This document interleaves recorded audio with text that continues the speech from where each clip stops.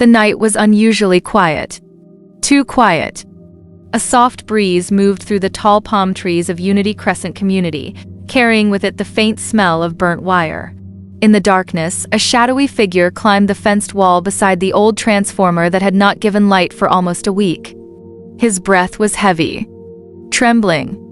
His heart was beating like a talking drum inside his chest. Sweat dropped from his forehead to the dusty ground below. He stretched his hand toward the thick copper wires. And suddenly, a blinding white light tore through the darkness like lightning from heaven. A scream filled the entire street. A scream so loud that even the dogs stopped barking. And then, silence. The kind of silence that tells a whole community that something terrible has just happened. That was the night the whole of Unity Crescent learned that Judah, the boy who never listened, had finally met the end of his stubborn life. Long before that terrible night, Judah was just a small boy living with his parents, Mr. and Mrs. Patrick, in a small rented house in Lagos. Mr. Patrick was a quiet man. He worked as a bus conductor. Every morning he left home early and returned late, tired and dusty. Mrs. Patrick sold food by the roadside. She woke up before the sun and slept after everyone had eaten. They were average, but they were honest. But their only son Judah was different. From a small age, Judah's heart was hard like stone. When his mother said, "Come here," Judah ran away. When his father said, "Do not touch that," Judah touched it more. If they beat him, he would cry. But after crying, he still did the same thing again. Other children played and obeyed their parents. But Judah always wanted to be the boss. Sometimes other mothers would whisper, "That boy Judah. He will give his parents serious trouble." Mrs. Patrick would hear it and her heart would pain her. She would go inside and pray, "God, please change my son."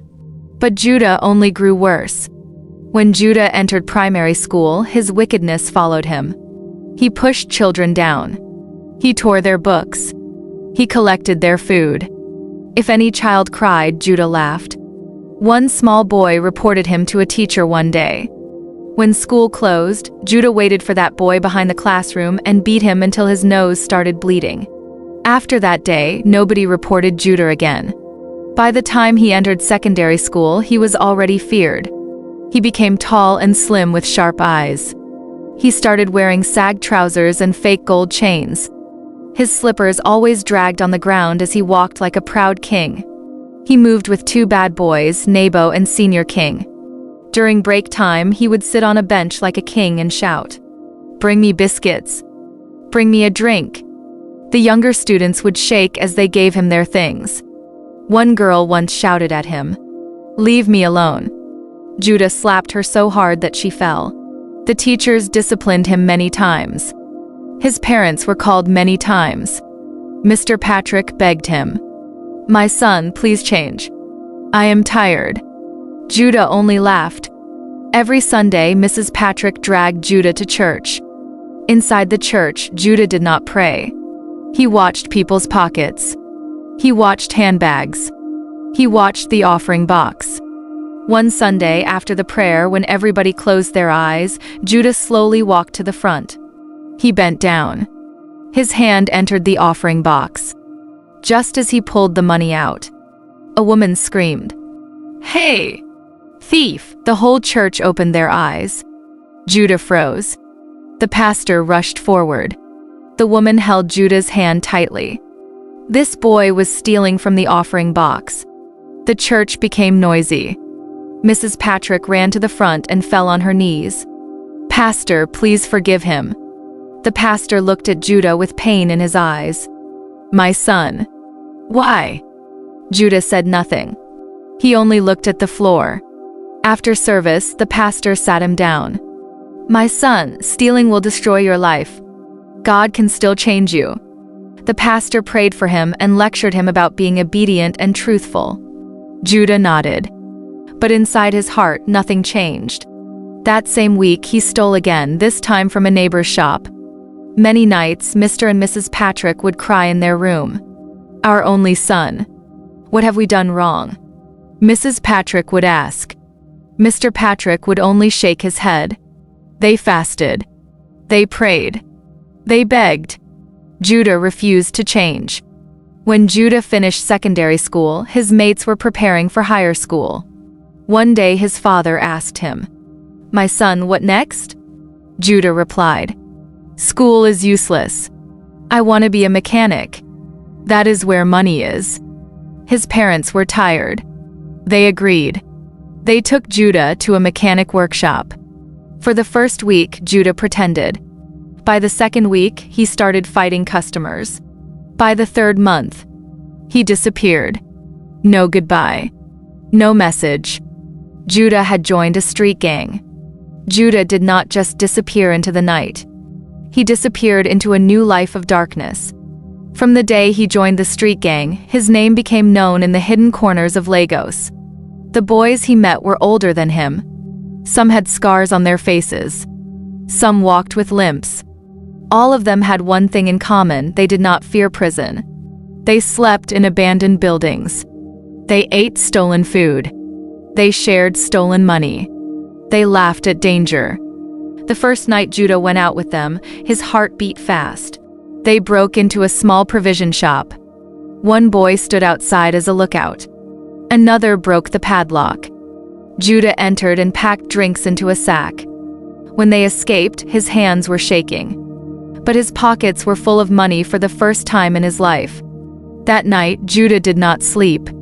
He sat on a broken plastic chair, counting money again and again. From that day, he never went back to the mechanic workshop.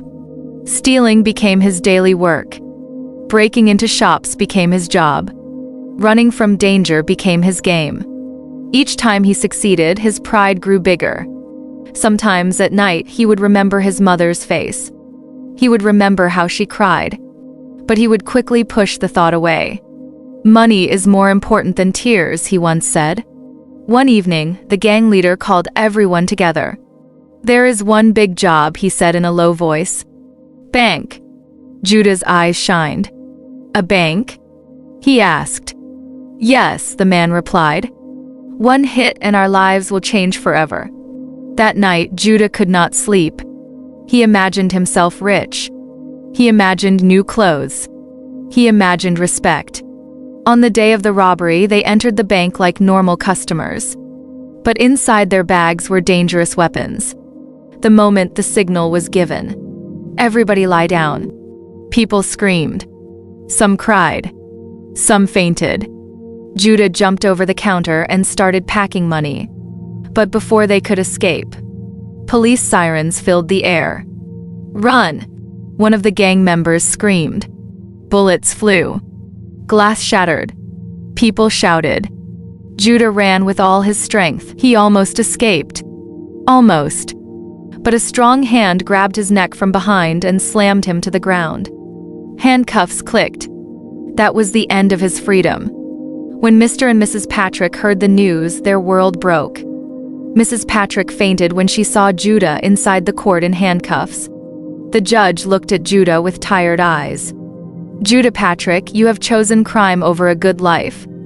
For your actions, this court sentences you to 5 years imprisonment with hard labor, to serve your full term without option of fine."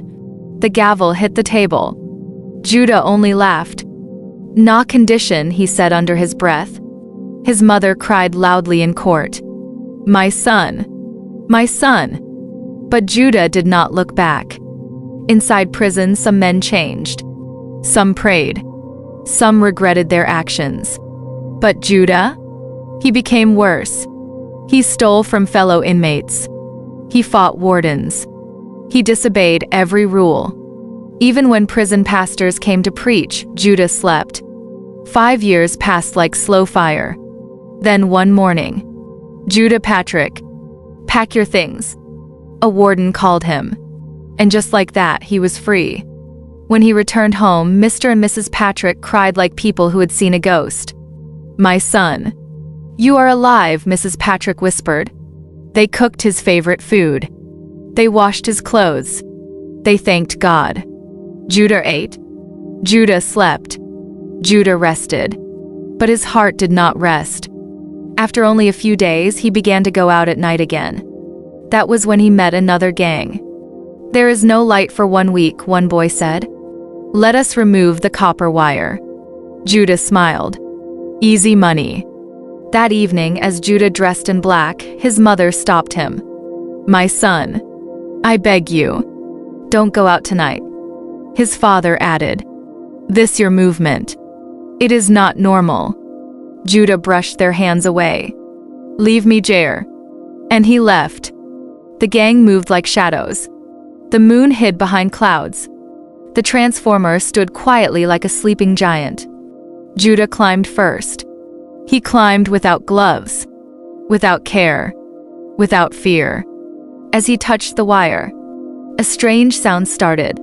The transformer began to hum. "Judah, come down." One boy whispered. Judah laughed. "There is no power supply." In the same second, light returned, but into his body. Electric fire entered his blood. His scream hung in the air. His body shook like a dry leaf in storm. Then he fell, lifeless. The gang ran away, but the police caught them a week later during their investigation. They were sentenced to 15 years. And Judah? He was buried behind the same church he once stole from. Mr. Patrick cried until tears finished. Mrs. Patrick held the sand and screamed. If only you listened. Moral lesson. Those who ignore warnings walk into danger. A stubborn heart leads a person to their own destruction. And a disobedient child who refuses to change will one day face the consequences alone.